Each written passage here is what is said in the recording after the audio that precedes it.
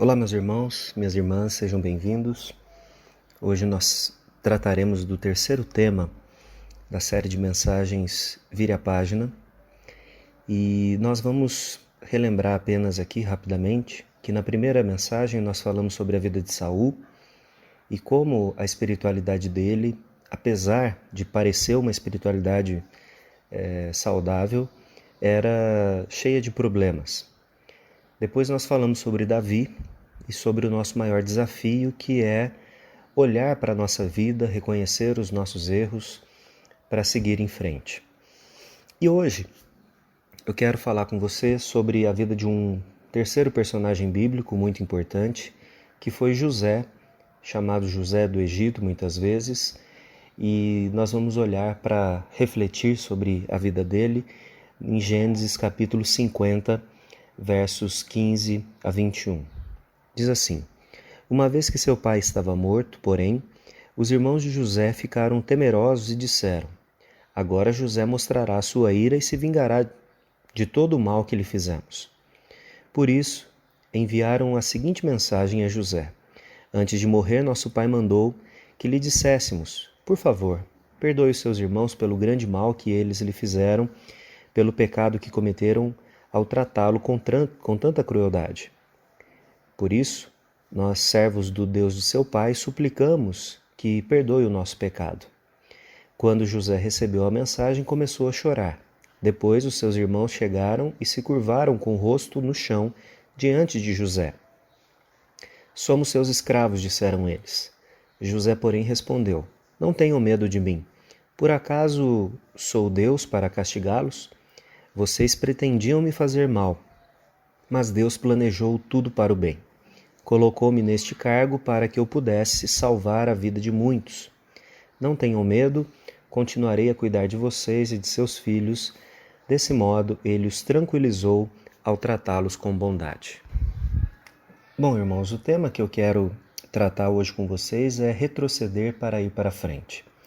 Parece um pouco contraditório, né, que você tenha que voltar para ir para frente, mas acho que todo mundo já viu aqueles carrinhos de criança que você puxa ele para trás e ele ganha força para ir com impulso para frente, né? E outra coisa que eu tenho falado nessas mensagens é com relação ao iceberg, aquela figura do iceberg, onde nós temos uma pequena parte dele sendo vista, mas a grande parte dele está debaixo do mar. Essas duas imagens, elas servem para nós hoje como pontos para que nós venhamos a entender a importância desse tema, o tema de olhar para trás para poder seguir à frente. Na nossa vida espiritual, muitas coisas elas não estão aparentes.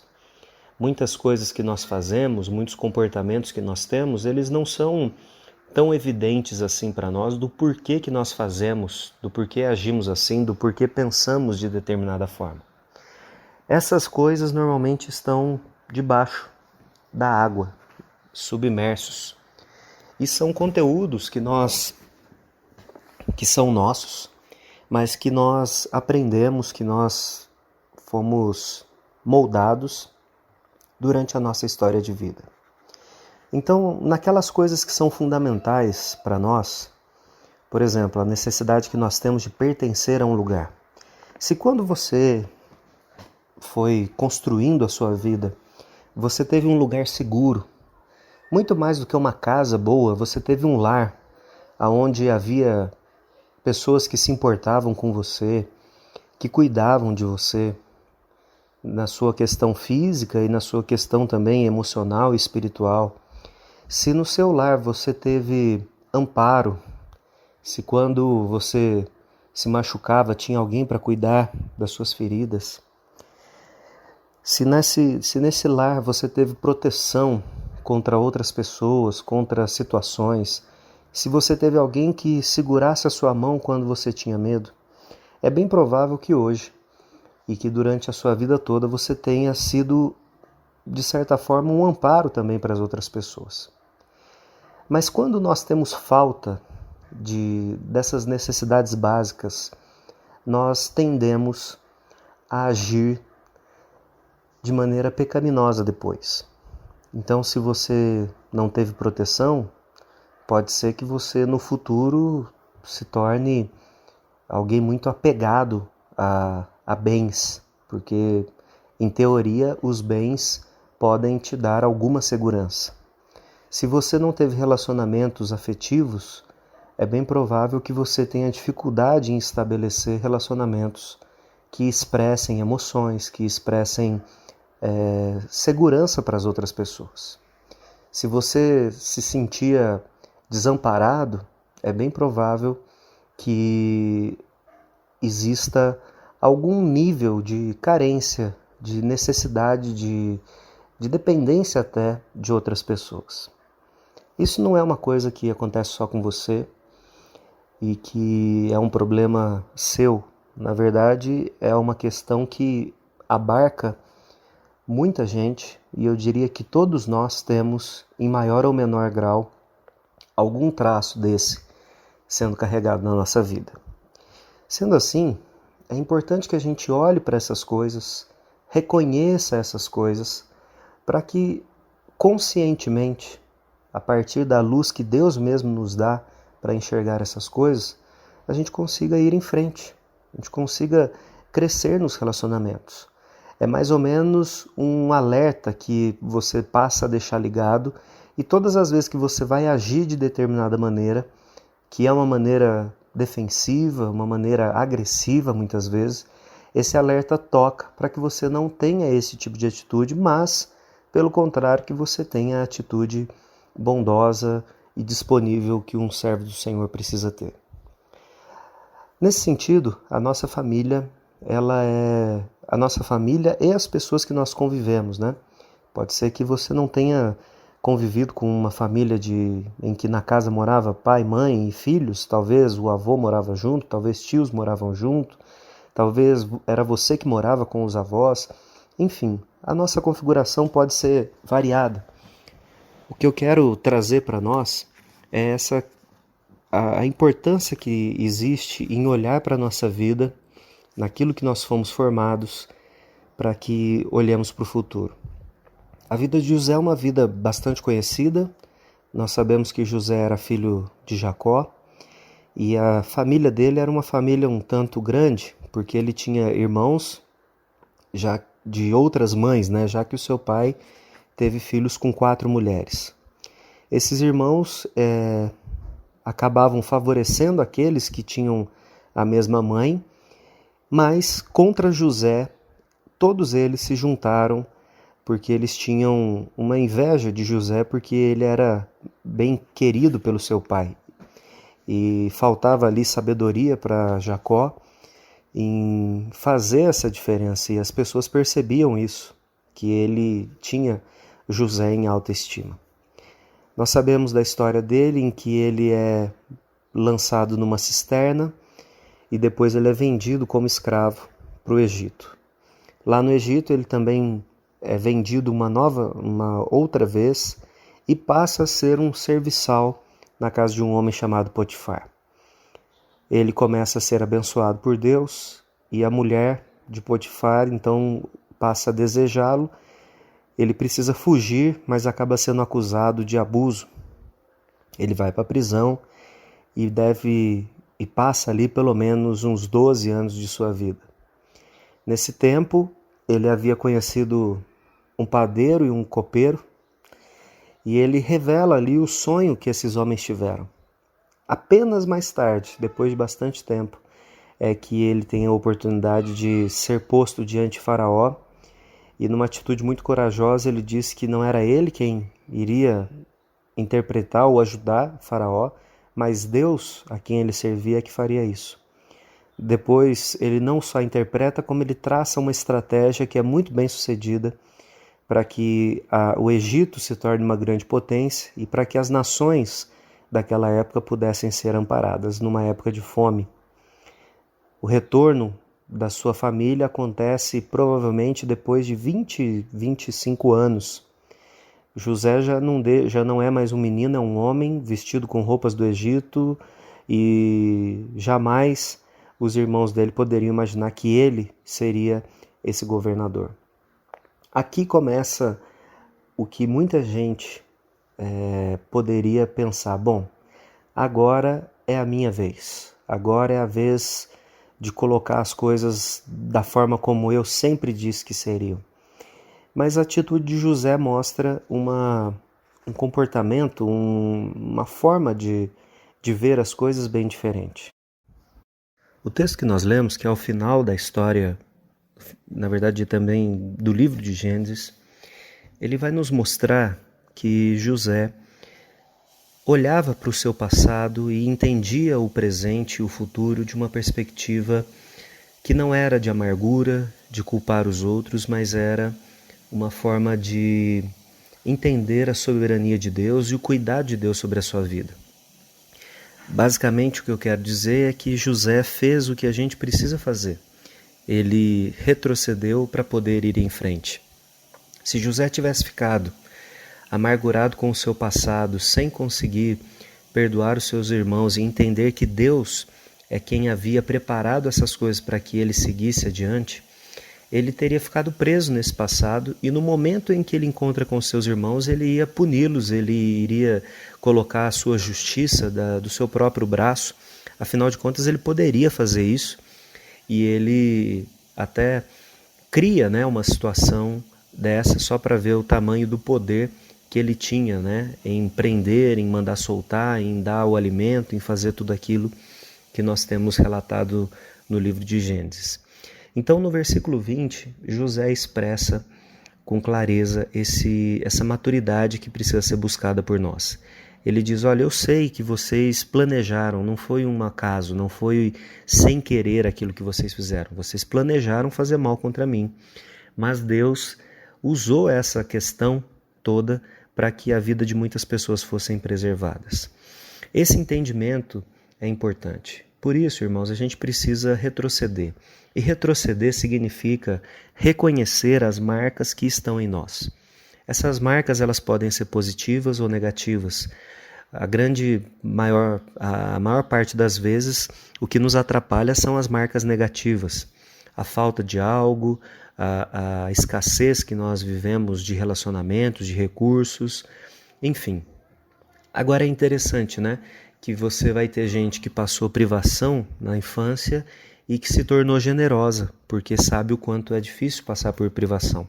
E você tem gente que passa por privação, mas se torna gananciosa.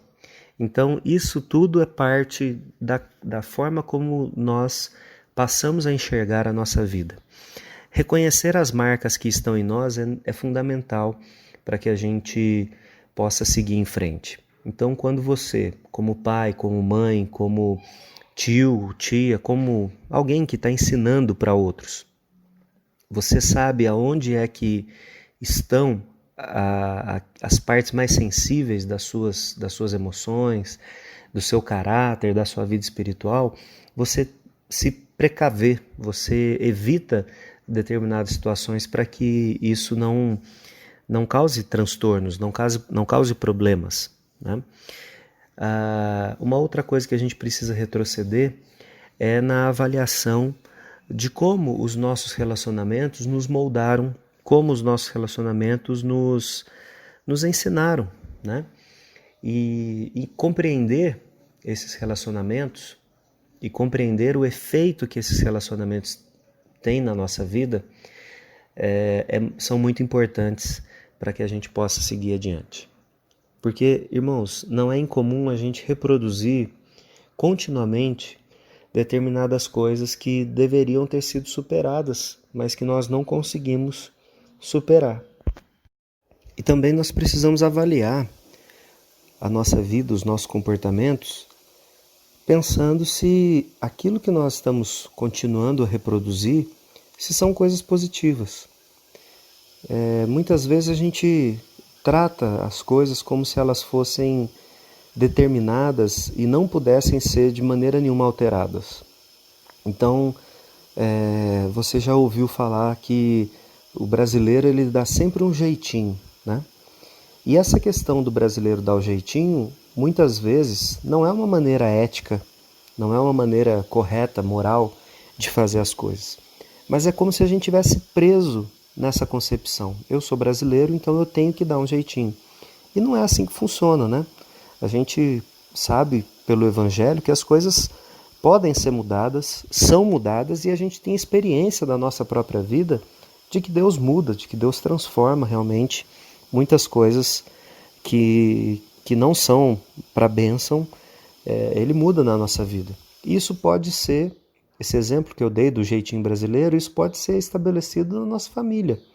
Então, não, porque a família tal, ela sempre age desse jeito.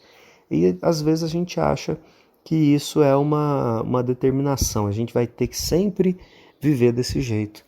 E o que a gente precisa fazer não é romper com a família, mas é avaliar se os nossos comportamentos, se o nosso padrão de comportamento, ele tem sido bênção ou ele não tem sido bênção. E se ele não for, a gente precisa romper com isso, a gente precisa mudar esse tipo de atitude.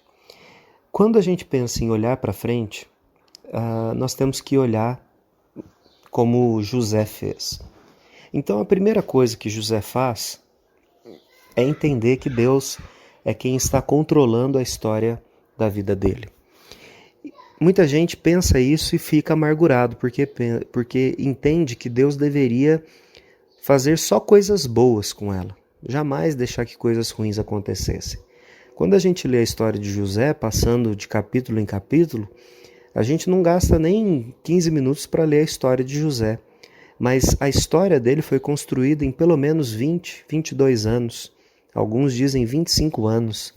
Então não é um dia, não são 2 dias, são anos e anos com a possibilidade de ter o coração amargurado, mas José não faz isso. Ele resolve confiar em Deus e não se amargurar porque Deus o havia colocado naquelas situações.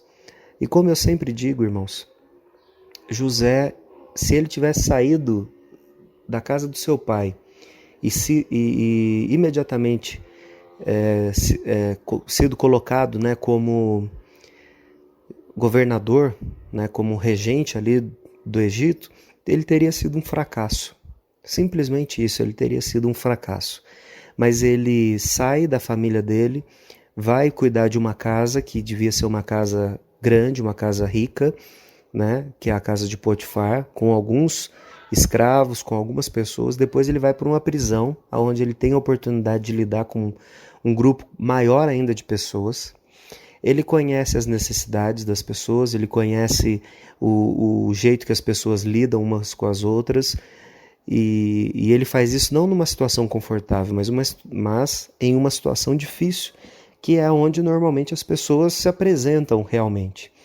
E ele então, depois de passar por esses estágios, me permita usar essa palavra, ele consegue então enxergar ou generalizar, né, como a gente fala, ele pega algo que aconteceu numa situação mais restrita e amplia isso para toda a terra do Egito com muito sucesso. Observar a história da nossa vida com a perspectiva de que Deus é quem conduziu cada passo que nós demos, nos ajuda então a seguir adiante, a vencer os traumas, a superar as coisas que nos fizeram mal e, mais do que isso, ser bênção para as outras pessoas, ainda que muita gente não tenha sido bênção na nossa vida. Uma segunda coisa que a gente precisa aprender com José é que ele não fugiu do problema, mas ele se aproximou do problema. É claro que pelas responsabilidades dele, ele nunca saiu para ir na casa do pai. Mas no momento em que ele encontra os irmãos, você vai ver que José ele tem um efeito emocional muito grande, ele chora várias vezes, ele precisa se retirar muitas vezes diante dos irmãos, mas ele utiliza esse tempo ali de reaproximação para que a sua vida se equilibre e também, quando ele for tratar com os irmãos, que ele trate de uma maneira mais equilibrada.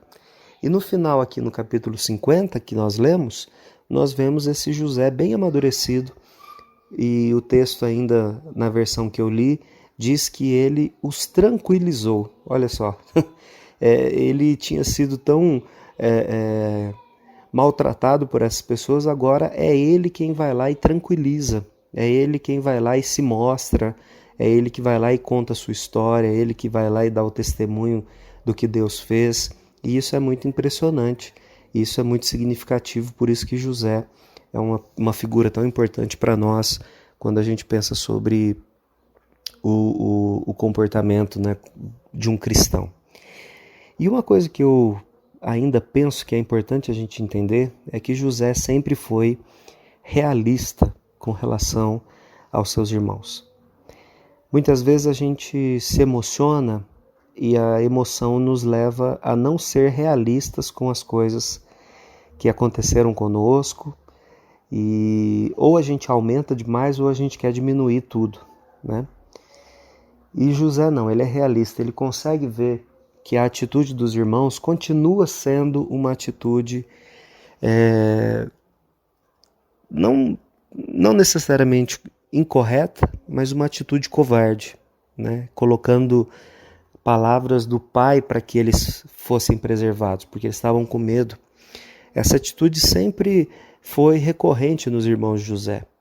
E reconhecer esse padrão fez com que ele tomasse a atitude que precisava ser tomada. Ele falou, olha, eu vou cuidar de vocês, mas é claro que o texto ele simplifica muito do que aconteceu, mas o que nós vemos é que José sabia quem eram os irmãos.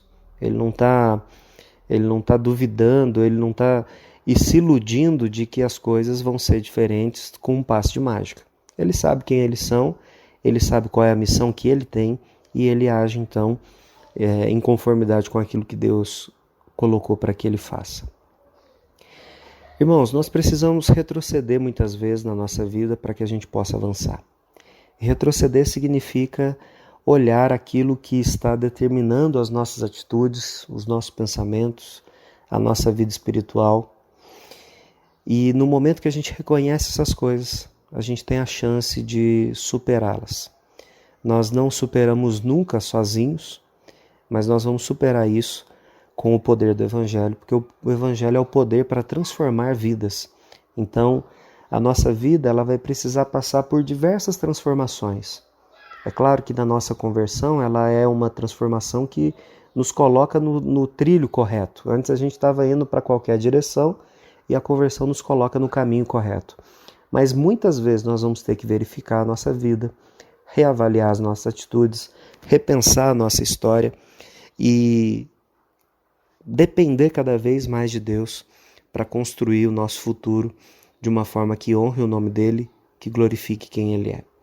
Então o meu convite para você nessa reflexão é que você dê alguns passos atrás, com firmeza, com coragem, para seguir adiante, cada vez mais encorajado e abençoado por Deus.